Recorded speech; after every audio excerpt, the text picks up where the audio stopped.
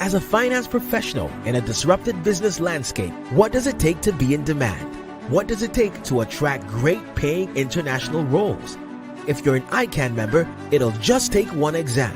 That's all it takes to complete the globally recognized SEMA professional qualification and the internationally respected CGMA designation. As a SEMA member and a CGMA designation holder, employers will look at you as a finance professional, constantly acquiring new skills to add value to the business. That's why they'll be willing to pay premium to hire and retain you. If you have 5 years of relevant experience and are an ICAN member, you can directly sit for the final exam of the SEMA Professional Qualification, the Strategic Case Study exam. Start studying the SEMA Professional Qualification. Prepare to make an impact.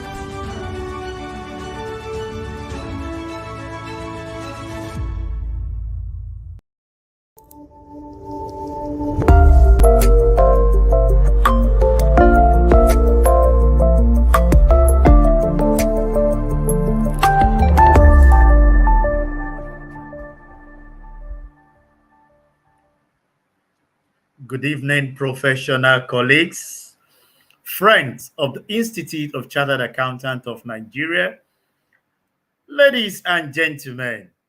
I'm sure so many are wondering why I'm full of laughter this evening. It's because the year is gradually winding up, and you and I, by the special grace of God, has keep, moving and moving. Let me use this opportunity to say compliments of the season. Like, I understand that some people are already closing for the year, and this week some we do. On that note, we have come to another episode of ICAN on Air this day, Tuesday, 20th day of December 2022.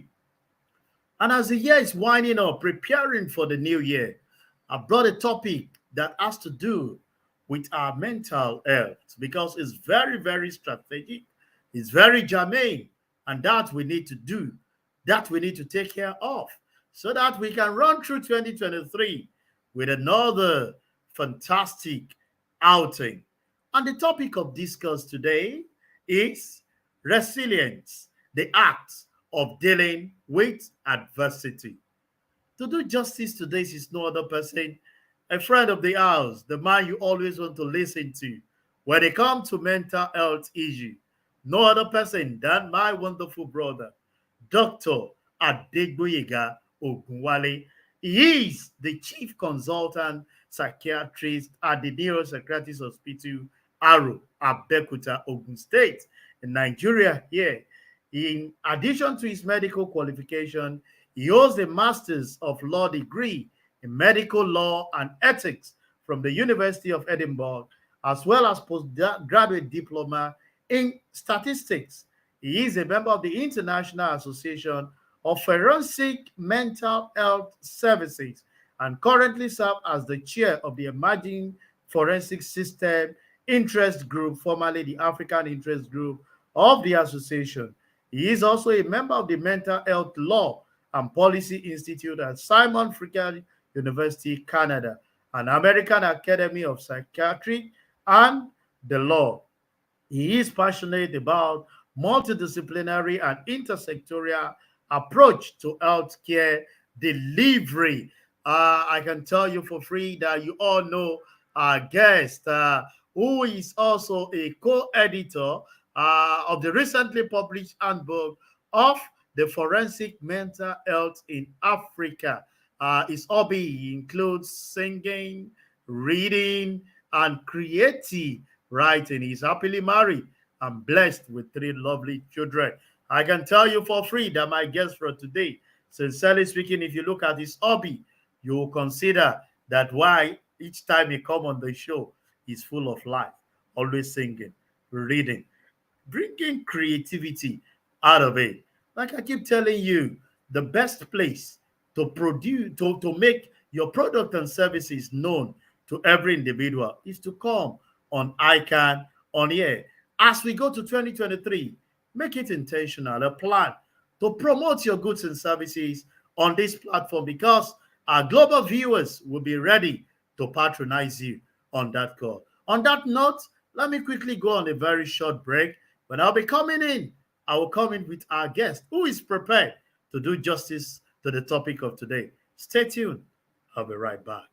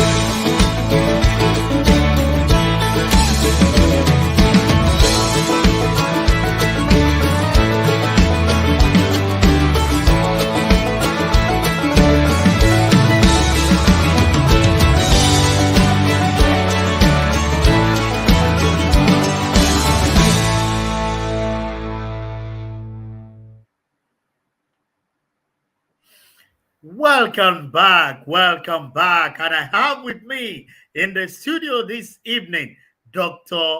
Adegboyega Ogunwale. My doc, good evening. Good evening, Mr. Moderator. Thank you for inviting me once again. Yes, it's another time for us to have it again. on ICAN on Air. And today we're talking on resilience, the act of dealing with diversity. Let me start on this note, Dr. Adegboyega. Humanity is experiencing so many kinds of calamity today. But according to history and historians, some of these calamities are not new, but handling them is key. As we prepare, winding up and saying goodbye to 2023, our global viewers are happy to guest you once again, most especially today, having a connection between this year and next year. In a simple term, my doc, what is an adversity? Or let me say, what are adversities? Well, once again, I'd like to thank you for inviting me to the ICAN on Air platform. It's always an honor and a privilege to be asked to interact with you here. You see, adversity can easily be regarded as negative occurrences or traumatic events that have negative implications for the individual. That is a simple way of looking at adversity. And now the way you see the effect of that adversity will then depend on the individual involved. So the same adversity or the same negative event or the same occurrence that has a negative implication would have different weights as you move from one person to another. And that's why at one of our earlier episodes, we talked about the effect of perception, that it is not only what has happened, but how you perceive it. Can you still hear me? Very well, proceed, sir. All right. So I think I will put it that way. In summary, adversity is a negative occurrence or a traumatic event in the life of an individual, and that the way we see it differs from one person to the other. Negative occurrence or a traumatic situation in a very simple term. Let me continue by asking that you run us through some of the adversities that are confronting us as individual or corporate organization or even as a nation. Well, Mr. Moderator, you're asking me to go into a very difficult zone or to undertake a very difficult task. As I know said, you are able to submantle it. Individuals have different experiences, and the same experience might have different meanings for different individuals. So it's actually difficult. It's a universal set when you look at possible adversities. For some, a delayed marriage is an adversity. For another person, it's a blessing. For some, childlessness is an adversity. For some, they thank God for it and move on. So it ranges from things as trivial, I might say, as having a power cut, to things as terrible as warfare or banditry or terrorism or the crash of the stock market or reduction in stock prices or government decisions that may lead to serious challenges to livelihood. I mean, just recently, the POS the organization of POS operators, or the association rather, of POS operators in Nigeria are beginning to threaten that they are likely to go to the streets. They are likely to take to the streets if the CBN restriction on withdrawal limits or the CBN withdrawal limits imposed are not revisited quickly. Now, for you and I, we might think, oh, I can do everything by card or I can do everything by bank transfer. But these POS operators, they live day by day on cash transactions through that mobile banking platform, okay, or the portable banking platform. So while we might not see it as a major adversity, it becomes a major adversity to them because some of them have already borrowed money to set up their kiosks. Some of them started their kiosks maybe in October, only for the government policy to come up by December. And by January, things will be in full swing. So it's difficult to tell you the whole list or to give you a whole list of what adversities might be. But there are many. If you have to look at it from a biological, psychological, and social framework, there are biological adversities. For example, physical ill health will be a biological adversity. Physical injury from accident will be a biological adversity. Psychological adversities will include things like, maybe a stressful life event, the loss of a spouse, the loss of a child, the loss of a family member, the loss of a job, and things like that. And of course, social would include things of that nature too. The break in a relationship, marital conflict, and things like that. There will be social adversities. And I'm just giving you broad lists. And the way they tend to impact each person would be different. And I think we can still proceed in the discussion along those lines. Yes. Yeah, that is a very wonderful submission from our guest talking to us on the way these adversity are actually confronting one another. I haven't listed some of these things and looking at even the definition of adversity as negative event or traumatic experience, a misfortune, is mishap. As a physician of repute and global standing, what are some of these effects of some of this adversity on the psyche of individual or corporate organization, even the nation? Yeah, basically, I think we can wrap all of that into the word stress. So once there is adversity, it imposes stress on the system. Now, if you look at the Brenner model of the ecosystem, the social ecosystem, you have the individual at the center, you have the family next to that, the community, and then the larger society. Now, once there is adversity, there is an imposition of stress on any and all of these levels. So let me give an example. You've got a child who was jilted by her boyfriend. Now, the stress of that jilting is primarily that of the girl. So you would imagine that adversity would be a social adversity. Unfortunately, it's not just a social adversity. It has psychological consequences for that child. And if you are not careful, if the child is no longer eating well, sleeping well, and not exercising, not interested in physical activity, that child may develop a physical illness as well. Immediately that transmutates into a family problem, because you then have to take her to the hospital, encourage her to eat, and things like that. So that singular stressful event, that adversity on that individual, imposes a stress on the ecosystem.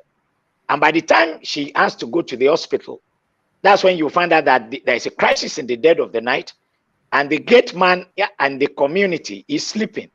So you have to call the chairman of the community at that night so that he can get the gate man wherever he's sleeping to wake up so that you can get to the hospital. Now, by the time you get to the hospital, there are no doctors or nurses because all of them have jackpot. They have traveled out of the country.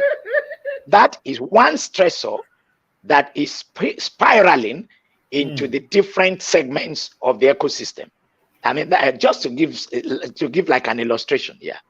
And that is deep, very, very deep, very, very deep. I want to pick up this question, sir. Saying that you are a Nigerian, although I know you currently you are out on the study, a seasoned physician for that matter, very familiar with the terrain of things. Can you give us your fair, unbiased assessment of the state of mental health of an average Nigerian?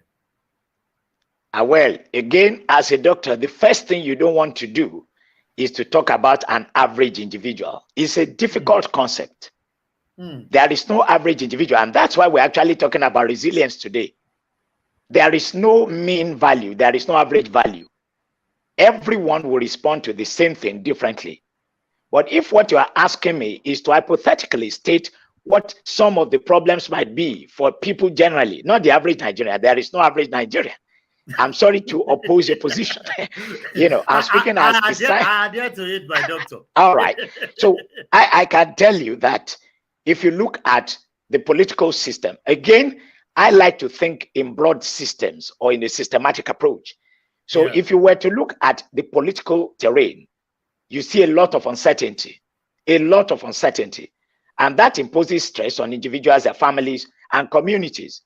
In fact, some of the increase that you will find in banditry, terrorism, and all of that may not be entirely divorced from the uncertainties in the polity. Now, you look at the economic system as well.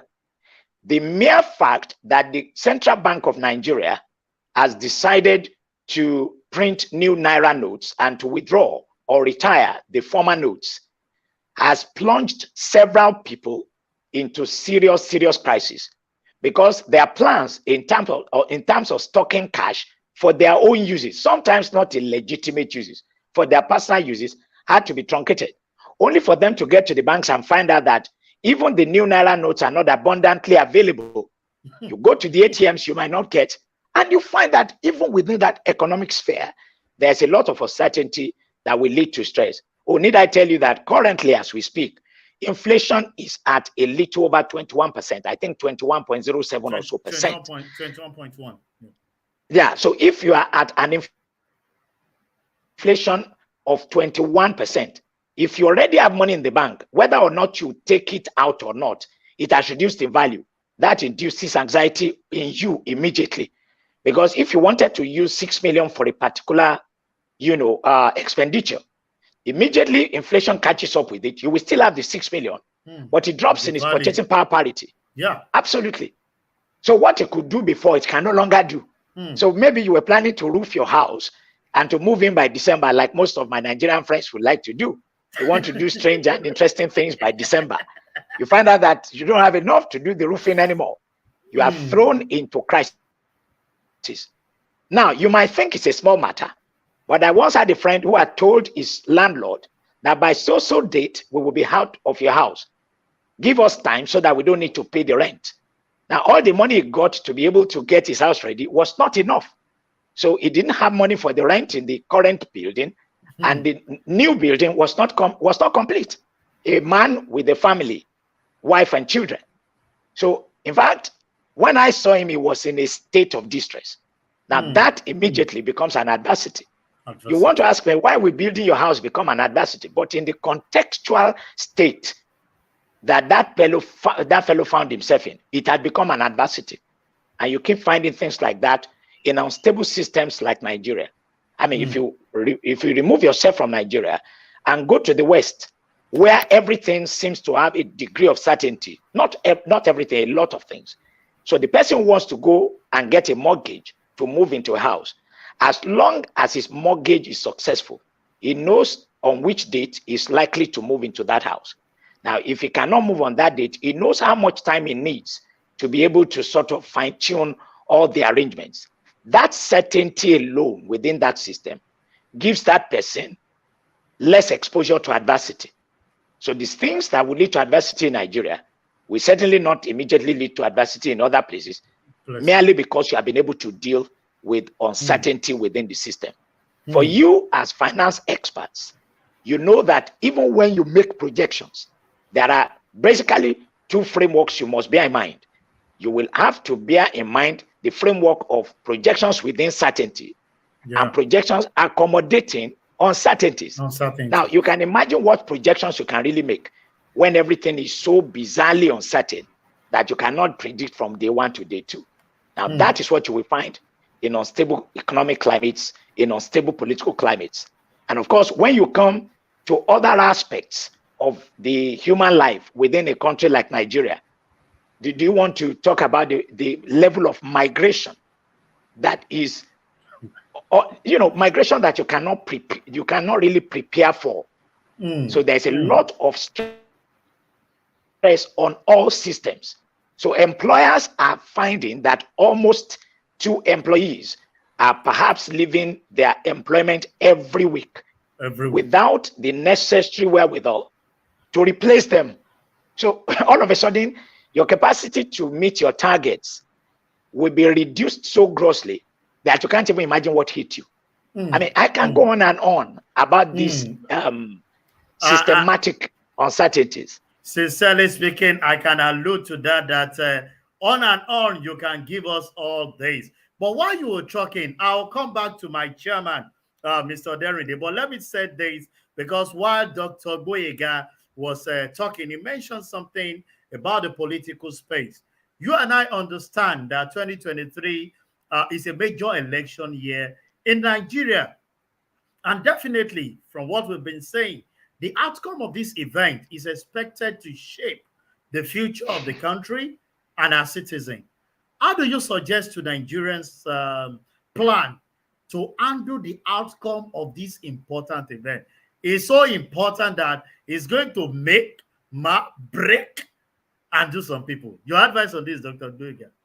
Well, I guess we are basically going into what we mean by resilience. So Nigerians must be resilient. What are the 4 critical components that we have in resilience?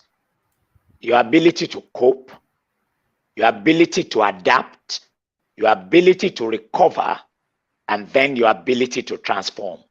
4 things: coping, adapting, recovering, and transforming.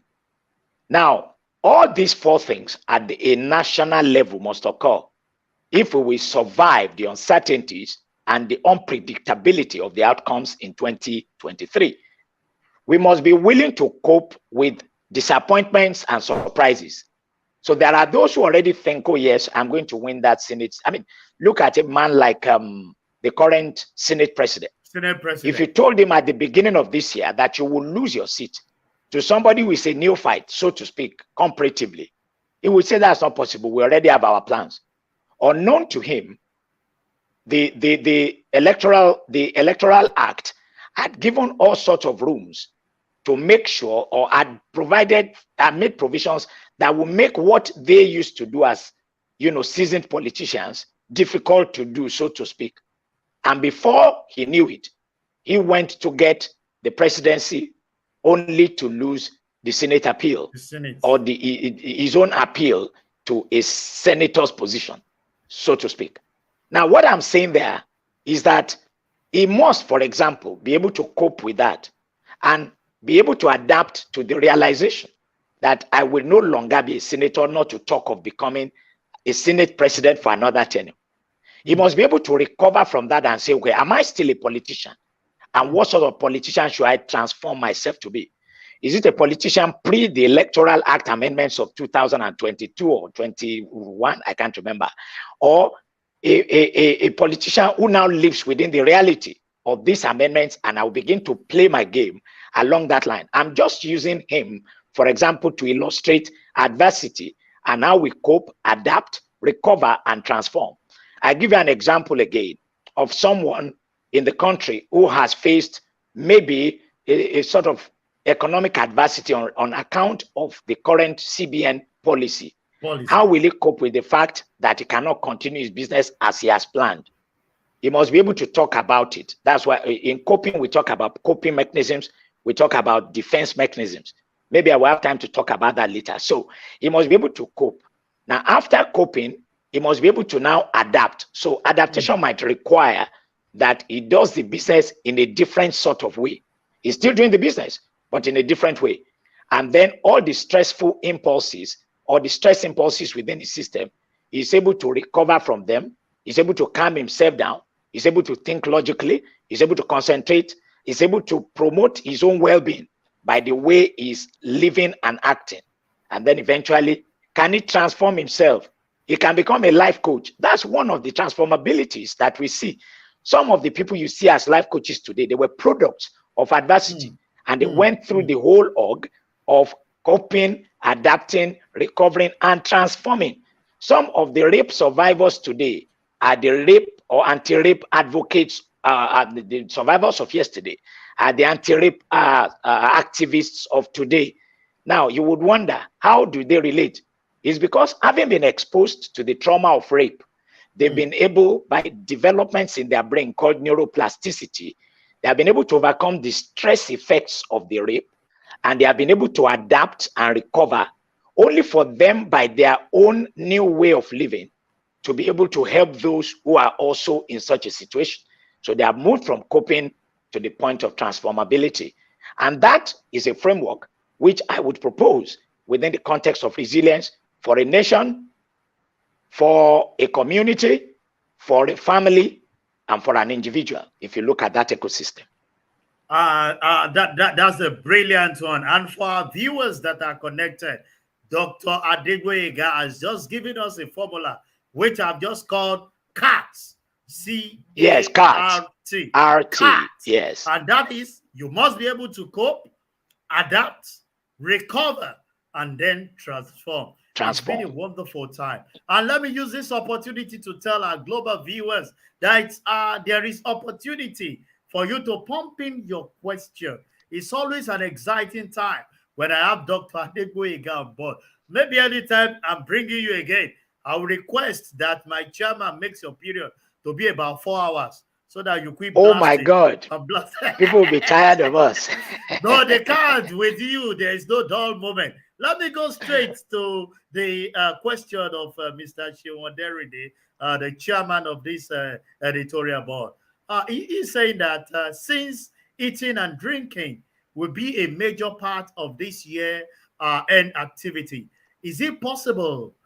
Is there a possible nexus between this activity and mental health, which we have to put into consideration during this Yuletide period? Well, I think eating and drinking, in the context that Mr. Odenide has put it, I guess is with reference to socializing and a lot of activities. So I think that whenever there is activity, you've got to look at the pros and the cons. Now, one of the things that help us to cope with adversity actually is socializing. Your social connectedness, your degree of social integration. So I think that the Yuletide season offers all of us an opportunity to contact and connect. Somebody sent a message to my phone recently and was drawing the distinction between contact and connecting. All right? So the people that you have on your phone that you can call, they are your contacts. And when you call them and you speak with them superficially, you are making contact. But if you speak with them deeply and you know about their lives and what they are going through day by day, then you connect. So it's not everybody you contact that you connect with. And as part of dealing with adversity, connection is important. Social support is derived and derivable from the connections that we have. Some people will have no food to eat during this Yuletide season. And it is by visiting their boss or their relative or something that they will be able to eat. So you can see the strength in that. Now, the joy of social network would also give them a sense of well-being and a sense of gratitude. And both have been connected with mental well-being in the way the brain functions. So these are all the things we will see during Christmas. People are grateful, even within themselves, for seeing the end of the year. And trust my Nigerian friends, everybody is so excited about seeing the end of the Ember months. And they're saying, oh God, thank you that we have seen the end of the Ember months. I don't believe there is anything unique about the Ember months. I think it's just because we move about a little too much. That's why there are more accidents and all of that. But people have spiritualized the concept and the problem. And they make it look like in the Ember months, something's about to go down. You know, oh God, please help us and all of that. But that's fine. If you bring in the spirituality element, it's also part of resilience. It gives you a sense of control and mastery. And as you experience the birth of the Savior, because I'm a Christian, I see the joy that comes to the world and the goodwill among men. That is also good for resilience and for coping. And those are the good aspects. Now talk about what you eat and drink. Some people now want to use the opportunity to drink heavy doses of alcohol every day as their own way of coping with the adversity. Because in coping, there are two ways. There is the adaptive coping, which is positive, and there is the maladaptive, which is negative. One of the maladaptive ways is using psychoactive substances to cope, using heavy doses of caffeine, drinking alcohol excessively, using illicit drugs, smoking excessively. All of these things will actually ultimately affect the physical and psychological health of that individual. So that is what we must avoid during the Yuletide season. What about your diet? Despite the fact that there is a lot of food to eat because it's a festive season, as part of the things you must do to encourage yourself in the realm of resilience is dietary restriction And when we talk about dietary restriction, basically what you need to do is a healthy diet. Do not take more calories than you need, because if you do, you will eventually gain weight over time, not just at the Yuletide season, and it will affect your self-image and things like that. It will impose stress on you psychologically and physically, ultimately. So the World Health Organization has told us that the way to eat properly is maintain your energy balance. Don't take more calories than you need. If you're not a bricklayer, what are you doing with 5 wraps of fufu or something like that? Because you're not going to expend that energy you are storing in your body. So balance the energy. Number 2, reduce your salt intake. Number 3, reduce fat and oils. So during this festive season, you may want to grill meat rather than fry everything and things like that. They will help you to reduce all those things that the World Health Organization has identified may be affecting healthy eating. So reduce salt, reduce refined sugar. So if you are drinking soft drinks, if you are drinking alcohol, if you are drinking wine, ensure that you know that they contain refined sugars, and you must reduce all of that. Reduce your salt intake, reduce fat and oil, eat a lot of vegetables and fruits. It doesn't have to be expensive fruits, just fruits. And that will help you, and drink a lot of water. That will give you the kind of healthy diet that you need. That in itself will contribute to your capacity to sort of achieve resilience as well. So that would be the link between resilience, mental health, and the Yuletide season, if I'm able to address, if I've been able to address Mr. Oderide's poser. I can tell you for free that even I that did not ask the question, I've had a better understanding of how to manage myself during this Yuletide period to be mentally balanced and make sure that I have the best output in 2023. I have the question of Fagbola Temitope, a frequent listener on this program. He's asking, how widely or closely knitted is the gap between recovery and redundancy mode as an integral part of resilience theory in adversity management? Well, I would say that in terms of redundancy, unless Mr. Fagbola, yes, I mean, I'm not sure we'll be able to speak. I need to understand his own sense of redundancy, because redundancy is both good and bad, really. So it's like a buffer zone.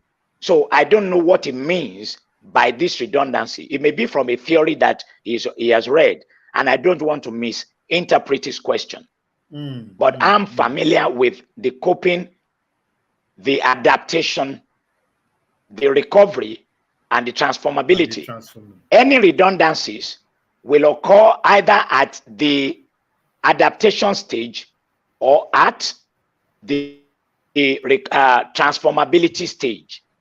So I need to have a broader sense. If you can just type something wider to give me a sense of that, then I'll be able to address it. But redundancy is both a good and a bad thing. When you are dealing with stress, sometimes to do nothing at all is the best course of action. That in itself is a form of redundancy, and it is positive. Now, doing nothing at all does not mean you are not doing anything in the real sense of it. You might be engaging in what we call mindfulness, a state where you are now sort of being acutely aware of your past and your present, particularly your present, both internally and externally. You're able to see what is going on in your body. You are aware of your feelings and your thoughts, and you are able to appreciate the world around you more effectively. Mindfulness is one of the practices that actually help you to build resilience and to be able to cope with adversity. And while you are practicing mindfulness, it might appear to be a state of redundancy. So that and that might be the point is making. But they are not far apart at all. Redundancy in any sense will be either at the point of adaptation or just after recovery before transformability, because the point of transformability is a point that is quite active. It's not very passive. You will see that change. The person transforms. For example, by the time Nigeria is resilient enough to pass through the dangers and uncertainties of 2023, the Nigeria you will see beyond 2023, May 29, will be an amazing country. if we are able to survive the onslaught. That's the way I would look at it. That is a brilliant submission, Dr. Adegboyega. And I see how the question pumping in. Ernest is asking, Doc, why is it that people who have everything wrapped up, showing no physical or psychological sign of mental health issue, tends to do the unthinkable, e.g., suicide, in the recent time? Thank you very much, Ernest, moderator. Ernest. And Ernest who asked a question. There are two basic assumptions in that question that may not be accurate. The first one is that they have everything wrapped up. Who says so? You are just evaluating them from outside them. And that's why we think they have everything wrapped up. Number two, showing no signs of physical or psychological or mental health issues. Again, many times they show those signs, but they are missed. They are missed by loved ones and friends. And because they are missed, it's when the unthinkable happens that we can now trace everything backwards and we then pick the point. Very many of the people who commit these acts of ending their lives, you'll find out that they are probably be hinting at it by the ways they have been acting, thinking, or speaking. But we don't pick them. We don't. So I think that is what happens. We make those assumptions based on our understanding of ourselves. So we think that if I had what Mr. A had, I certainly would not commit suicide. And therefore we think he had everything. No, Mr. A is different from us. There might have been some factors that were not in place, that did not fall in line for Mr. A, that made Mr. A see life as unlivable, and then went to do the unthinkable. So as much as possible, we have to be very cautious about the assumptions that we make about other people based on our own individual sense of what is good or bad, or what is complete or incomplete. It's always best to get close to people, connect, and then see where they are in this journey of life. That's what really gets us into the right frame to know exactly or accurately, to a large extent, what is going on in their lives.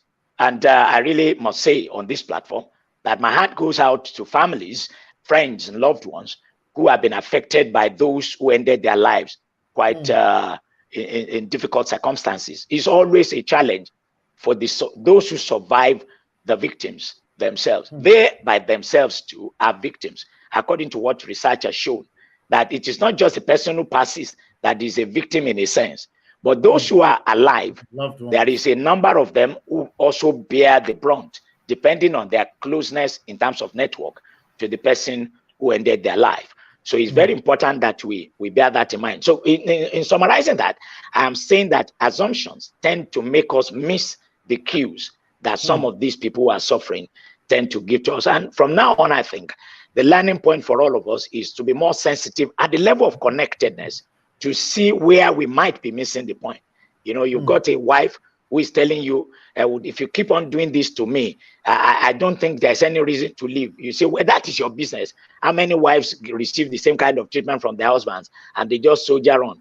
Is it not because you're already spoiled? Instead of taking note of the fact that you said, if you continue. So the point is not whether I felt this way, but if you continue. The focus is if you continue. Can you not then take a break and ask yourself, should I continue this way? Research has shown really, from the work of Brown and Harris in 1978, that even women, a particular set of women, they have what you call the vulnerability factors for depression. So if you have a woman who lost her mother before the age of 11, who has 3 children, all of them below the age of 14, she has no confiding relationship with her husband, and she does not work outside of the house. She's a full-time housewife. Those 4 factors make that woman vulnerable to depression. And depression is one of the greatest risks for suicide, because we know from research that 15% of untreated people with depression will commit suicide. And about 60% of those who actually commit suicide, about 20 to 38%, in some findings, almost 60, are people who have suffered from depression. As a matter of fact, about 90% of suicide attempters had a mental health problem.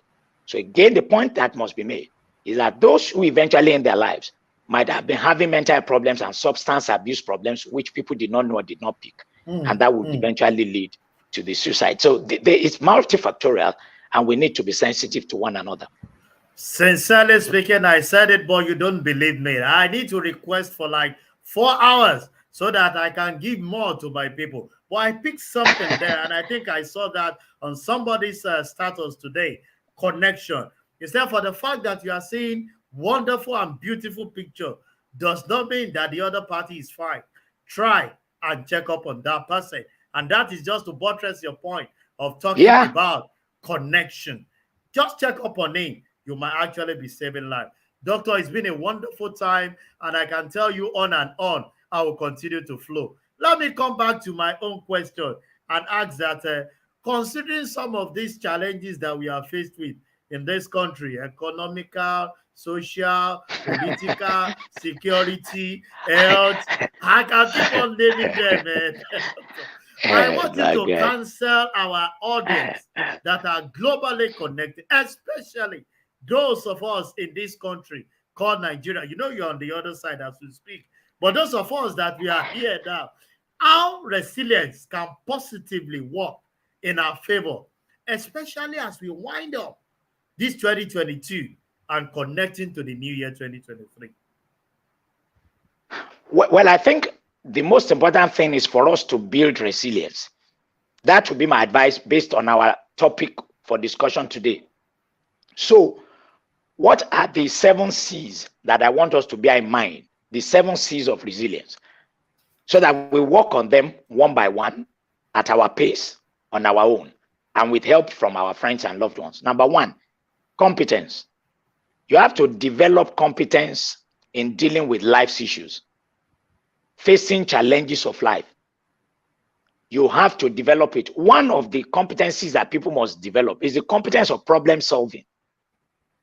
In coping with adversity, there are 2 types of coping mechanisms.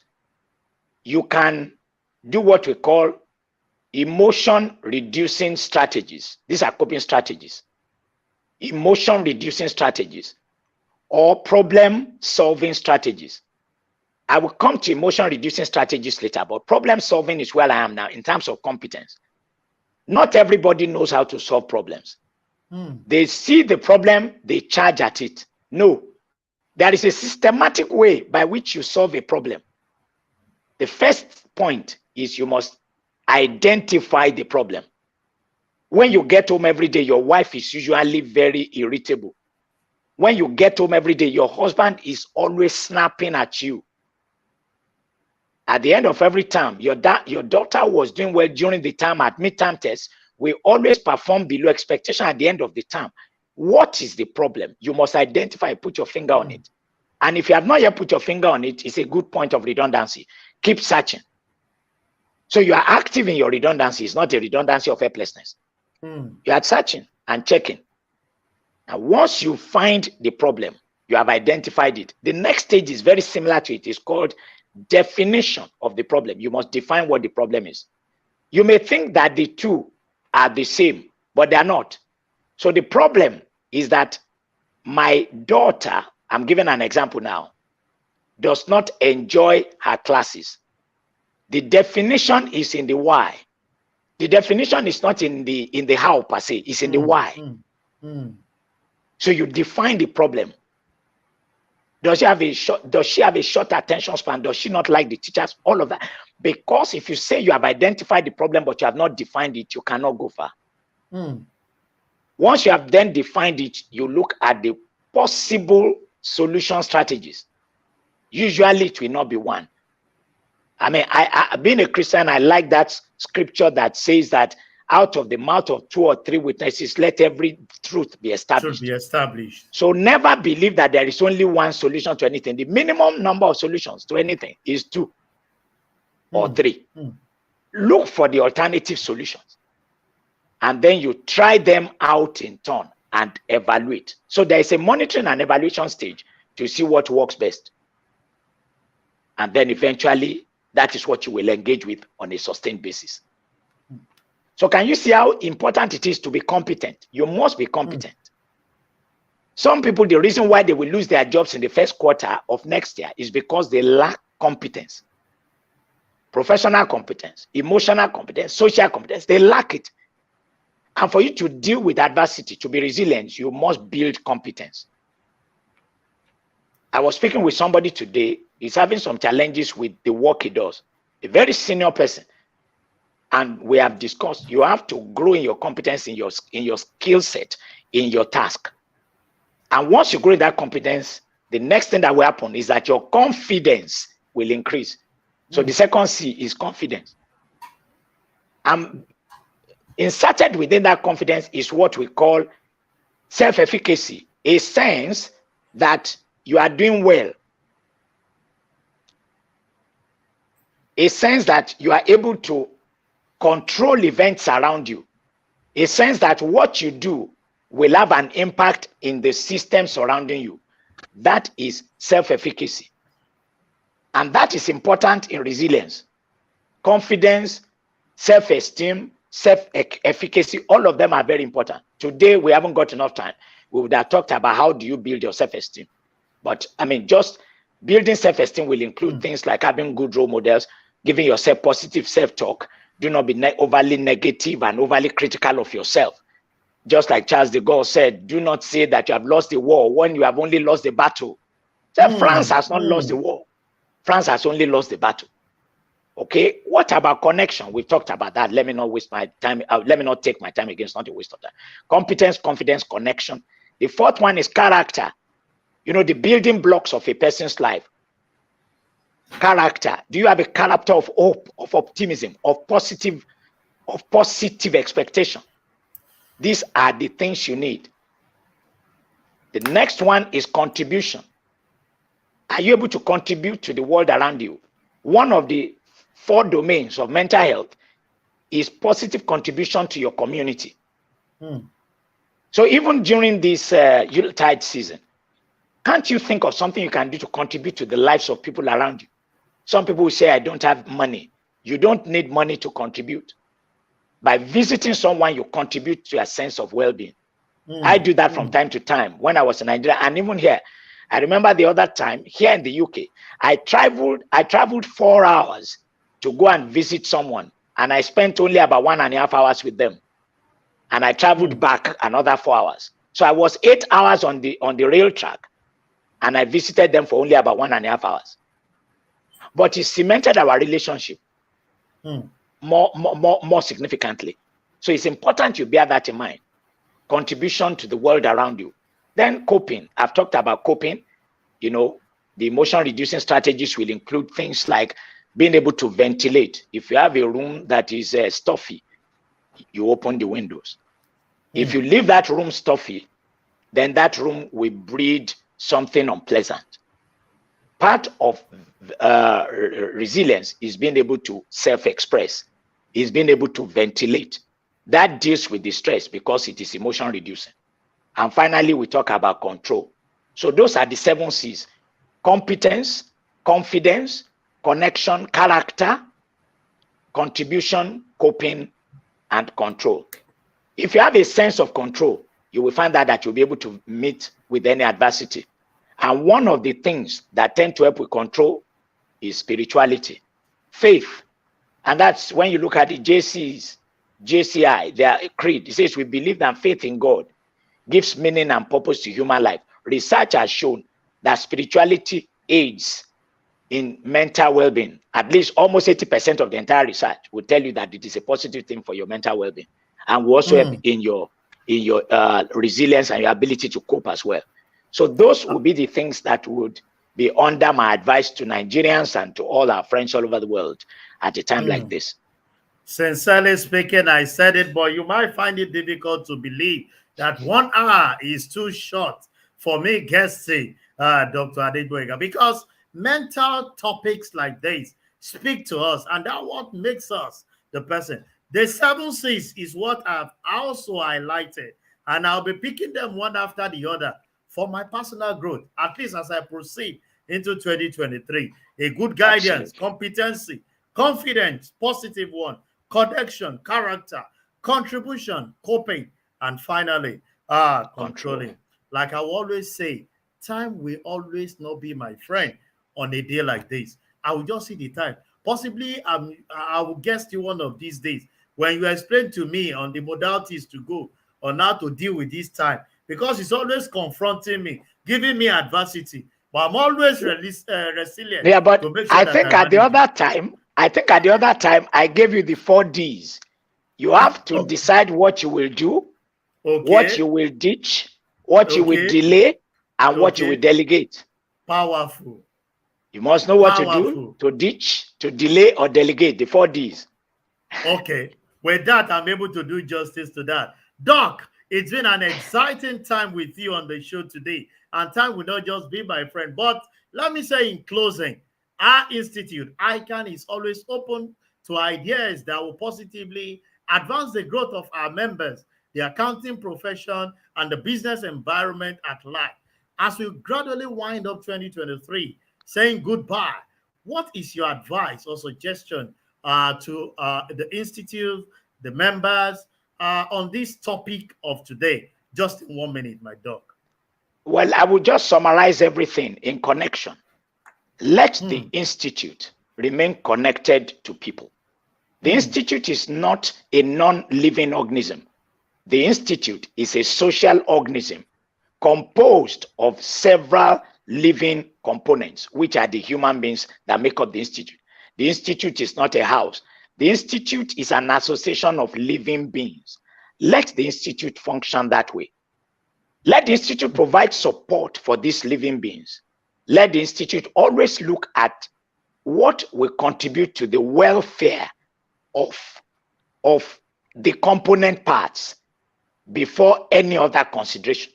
Let the association exist for the good and well-being of those who make up that association before those lofty ideals that association will seek to achieve. Yes, I will tell you that ICAN is a regulator for the accounting practice. But because it is an institute of people, it must also look after the people that it regulates by educating them, by training them, by providing platforms upon which they can foster their well-being and progress in their life's objectives. This would be my summary of what I expect the institute to do. And all the current activities must be brought into that frame. I can tell you for free that that is the best way to conclude the show today on ICAN on Air. Dr.